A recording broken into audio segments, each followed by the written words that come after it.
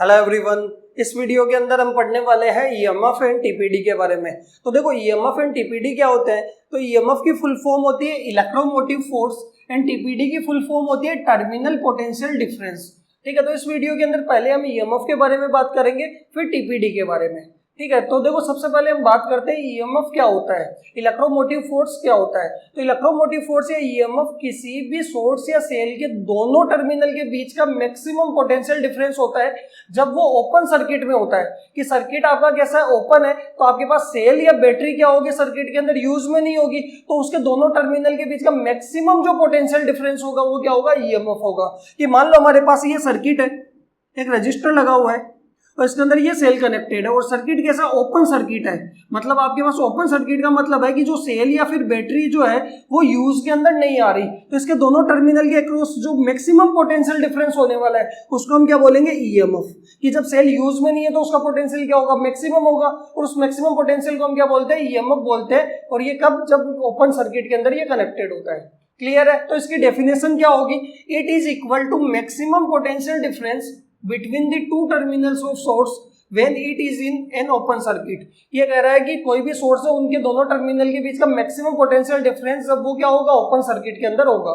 Clear है, उसको क्या बोलेंगे, ईएमएफ बोलेंगे। इसके अंदर आगे है it exist even when the circuit is not closed. ये कह रहा है कि ये तब भी एग्जिस्ट करेगा जब सर्किट आपका क्या होगा, क्लोज नहीं होगा।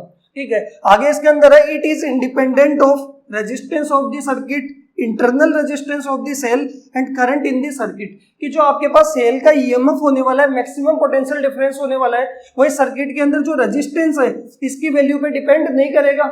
ठीक है, करंट कितना फ्लो कर रहा है इसके अंदर उस पर भी डिपेंड नहीं करेगा, और इस सेल के खुद के इंटरनल रेजिस्टेंस पे भी डिपेंड नहीं करने वाला। कि जो ईएमएफ है वो ना तो इस कैपिटल आर पे डिपेंड करेगा, ना कितना करंट इसमें फ्लो करने वाला है, कि अगर आप क्लोज करोगे तो कितना करंट फ्लो करने वाला है उस पर भी डिपेंड नहीं करेगा, और इंटरनल रेजिस्टेंस खुद के सेल के इंटरनल रेजिस्टेंस पे भी डिपेंड नहीं करने वाला। क्लियर है। तो किसी भी सेल का मैक्सिमम जो पोटेंशियल होता है, कि अगर आप एकदम नया सेल लेके आए तो उसका मैक्सिमम जो भी पोटेंशियल होगा, पोटेंशियल डिफरेंस होगा, वो क्या होगा, ईएमएफ होगा। बताओ, क्लियर है। आगे हम बात करते हैं टीपीडी की। तो देखो टीपीडी क्या होता है, टर्मिनल पोटेंशियल डिफरेंस। तो ये होगा कि अगर आपके पास कोई सेल है और उसको हमने सर्किट के अंदर क्लोज कर दिया, ये सर्किट आपका कैसा है, क्लोज सर्किट है। ठीक है, तो उस सेल का मैक्सिमम पोटेंशियल तो ईएमएफ है, और उससे जितना पोटेंशियल आपके रजिस्टर या डिवाइस के अक्रॉस यूज में आ रहा होगा उसको हम क्या बोलेंगे, टीपीडी। कि अगर मान लो आपके पास ये रजिस्टर है, एक सर्किट है, ये रजिस्टर है इसके अंदर, और ये आपके पास सेल कनेक्टेड है, और सर्किट कैसा है, आपके पास क्लोज सर्किट है। क्लियर है, सर्किट कैसा है, क्लोज्ड है। क्लोज सर्किट है तो आप क्या बोलोगे कि जो सेल होगा वो इसके अंदर क्या आ रहा होगा, यूज में आ रहा होगा। ठीक है, यानी यहां से क्या निकल रहा होगा, करंट निकल रहा होगा। तो यहाँ पे सर्किट के अंदर जैसे मान लो रजिस्टर के अक्रॉस कुछ पोटेंशियल क्या होगा, यूज में आएगा। ठीक है, तो जितना पोटेंशियल सर्किट के अंदर यूज में आएगा उसको हम क्या बोलेंगे, टीपीडी बोलेंगे। कि किसी भी दो पॉइंट के बीच में कितना पोटेंशियल डिफरेंस है या कितना पोटेंशियल यूज में आ रहा है उसको क्या बोलेंगे, टीपीडी बोलेंगे। कि सेल का मैक्सिमम पोटेंशियल तो ई फिक्स रहेगा। ठीक है, बट यहाँ पे इस रजिस्टर के अक्रॉस कितना पोटेंशियल, मान लो ये 10 वोल्ट है और यहाँ पे यूज में आपके पास कितना आ रहा है, 7 वोल्ट यूज में आ रहा है, तो 7 वोल्ट आपका क्या हो जाएगा, टीपीडी हो जाएगा।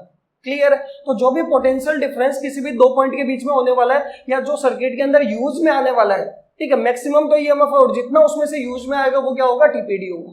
बताओ, क्लियर है। तो इसकी डेफिनेशन क्या होगी, पोटेंशियल डिफरेंस में exist between any two points of A close circuit. कि कोई भी क्लोज सर्किट के दो पॉइंट के बीच में पोटेंशियल डिफरेंस होगा वो क्या होगा, टीपीडी होगा।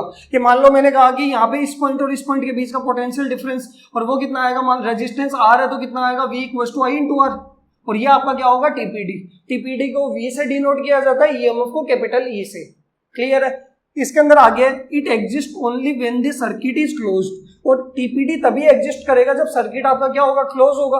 क्योंकि सर्किट क्लोज होगा तभी तो करंट फ्लो करेगा, तभी आगे क्या होगा, पोटेंशियल आपका यूज में आने वाला है। क्लियर है, पोटेंशियल ड्रॉप होने वाला है।